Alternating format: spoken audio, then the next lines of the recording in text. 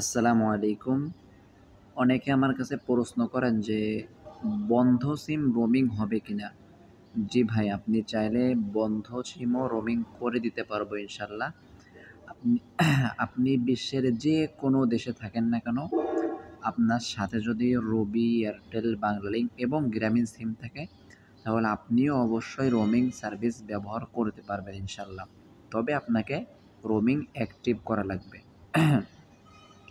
এছাড়া যারা প্রবাসী প্যাকেজগুলা ভরছেন আপনাদের সিমে কিন্তু রোমিং অ্যাক্টিভ হয় নাই, আপনারা চাইলেও আমার থেকে রোমিং অ্যাক্টিভ করে নিতে পারবেন ইনশাল্লাহ।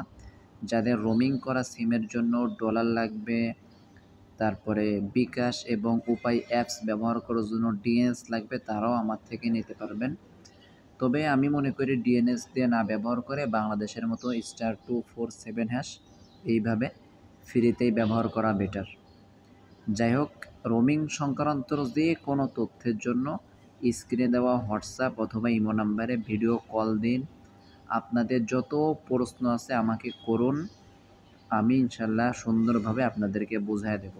আর একটা বিষয় আমি বলি, সেটা হলো আপনারা যখন রোমিং করবেন তখন কোন উদ্দেশ্যে রোমিং করতে চাচ্ছেন এটা আমাকে শেয়ার করবেন।